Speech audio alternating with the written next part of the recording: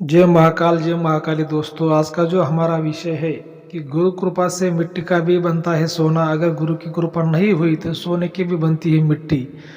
इसके बारे में आज हम चर्चा करने वाले हैं, विश्लेषण करने वाले हैं। अगर अपने चैनल को सब्सक्राइब फॉलो नहीं किया तो सबसे पहले चैनल को सब्सक्राइब करिए, फॉलो करिए, लाइक करिए, शेयर करिए।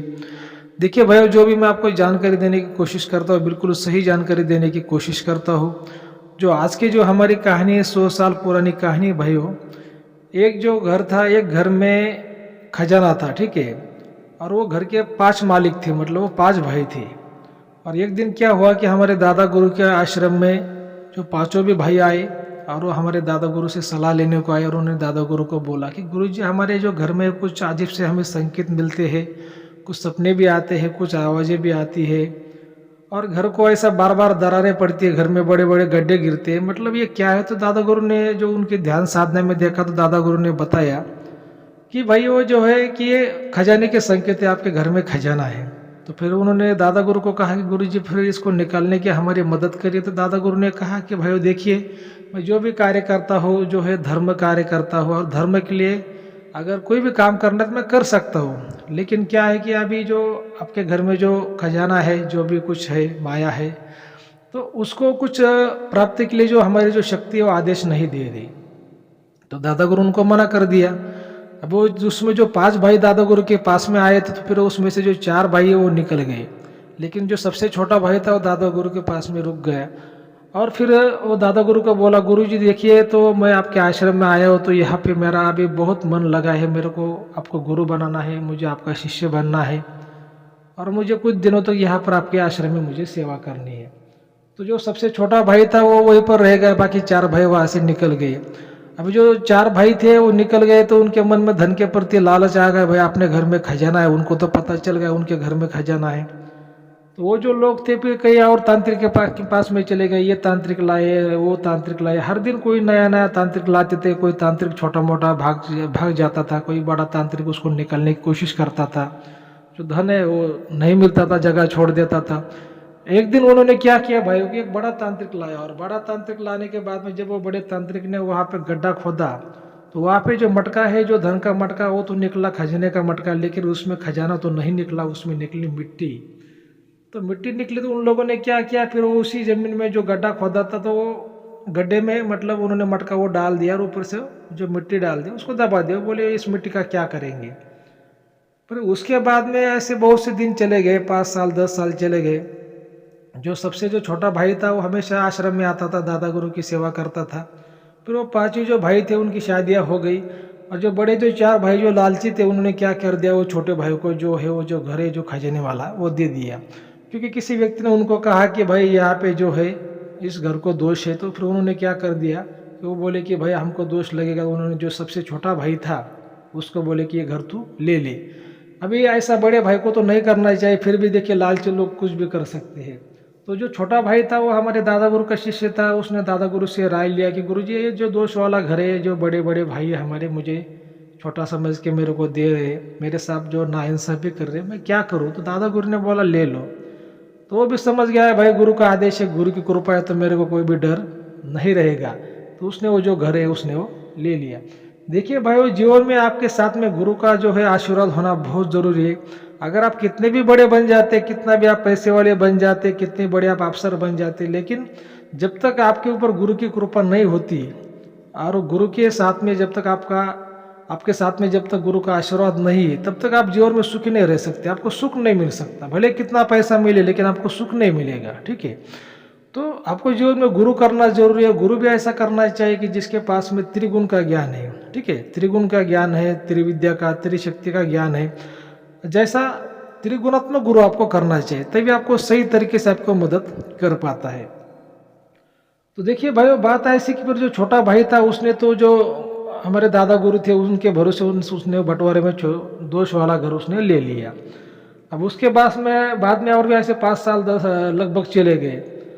और जो छोटा भाई था, जो हमारे जो दादा गुरु का जो शिष्य था, फिर एक दिन वो दोनों भी पति पत्नी आश्रम में आए, और दादा गुरु को उन्होंने न्योता दिया कि गुरु जी निमंत्रण दिया कि हमारे घर पर आप आइए, हमें आपका जो है मान सम्मान करना है, आपकी सेवा करनी है। तो फिर कुछ दिनों बाद जो हमारे दादा गुरु थे समय मिलने के बाद में उनके घर पर चले गए। और चले जाने के बाद में जो है विधिवत उन्होंने दादा गुरु की जो है पूजा की, मान सम्मान किया, वो सब कुछ हो गया, ठीक है। पर जो रात के समय में जो विषय निकला कि जो खजाने के बारे में, तो जो दादा गुरु का शिष्य था फिर वो उस दादा गुरु को बोल रहा था, गुरु जी जो हमारे भाइयों ने जो खजाना जो निकाला तो उसमें मिट्टी ही निकली, ऐसा क्यों होगा। तो दादा गुरु ने कहा कि भाई उन्होंने जो खजाना निकाला वो लालच में निकाला, और उस पर जो शक्ति थी वो शक्ति का उन्होंने आदेश नहीं लिया, जो शक्ति की इच्छा है वो पूर्ति नहीं की।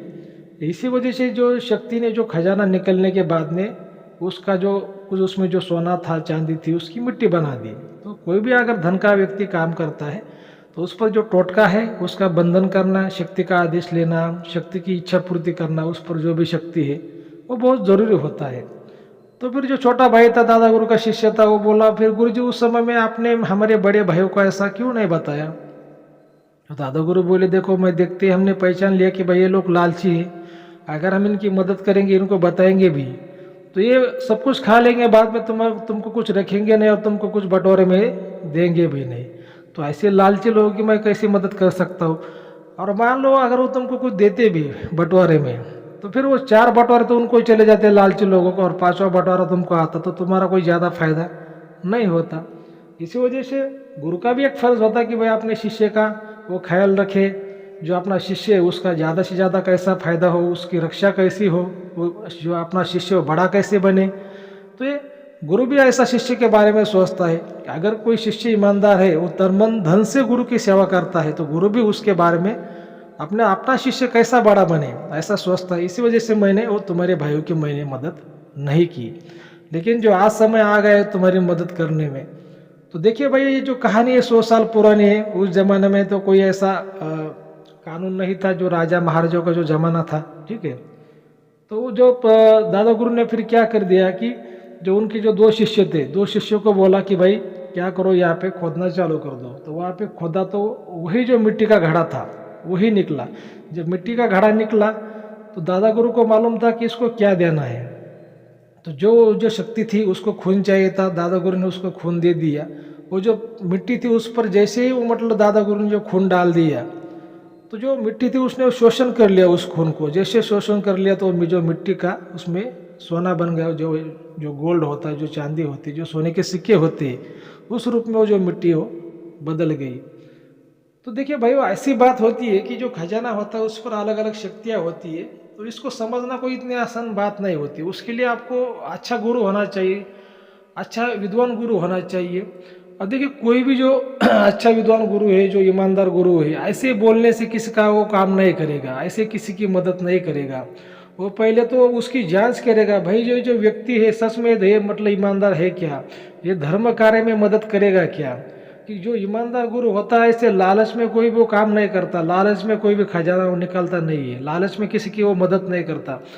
वो जो कुछ करेगा जो ईमानदार गुरु, वो धर्म कार्य के लिए ही करेगा, ठीक है, धर्म कार्य के लिए करेगा। तो उसको वैसा सामने वाला इंसान भी होना चाहिए, ठीक है। तो इसी वजह से कैसा हो भाई, कैसे किसी भी तांत्रिक के पीछे, किसी फ्रॉड तांत्रिक के पीछे आप मत भागिए। क्या होता है, छोटे मोटे कुछ जो तांत्रिक गांव में घूमते आते, भाई खजाना निकाल देंगे, ये कर देंगे, वो कर देंगे। इनके पास में इतना कुछ ज्ञान तो नहीं होता, लेकिन ये खुद भी बर्बाद होते हैं, दूसरों को भी बर्बाद कर देते हैं, टाइम वेस्ट करवा देते हैं, किसी की इसमें जान भी जाती है। तो ऐसे छोटे मोटे तांत्रिक के पीछे कभी भागना नहीं चाहिए। एक अच्छा विद्वान गुरु को आपको चुनना है, अच्छा विद्वान गुरु आपको करना है, गुरु से गुरु मंत्र गुरु दीक्षा लेनी है, और फिर जो आपकी समस्या आपको गुरु को बतानी है।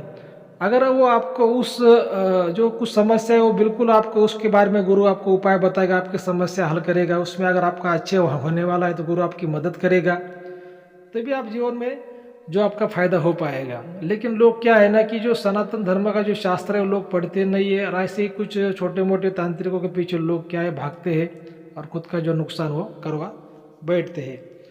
तो भाई, ये जो 100 साल पुरानी जो कहानी थी, एक गुरु शिष्य का एक नाता था, जो कैसा मिट्टी का जो सोना बदल गया गुरु की कृपा से। और जो कुछ लोग थे उनके ऊपर गुरु की कृपा नहीं थी, जो सोने की भी मिट्टी बन गई। मैंने आपको बता दी, तो आपको क्या करना है, जो हमारा जो चैनल है उसको आपको सब्सक्राइब करना है और लाइक करना है, शेयर करना है, ठीक है। धन्यवाद।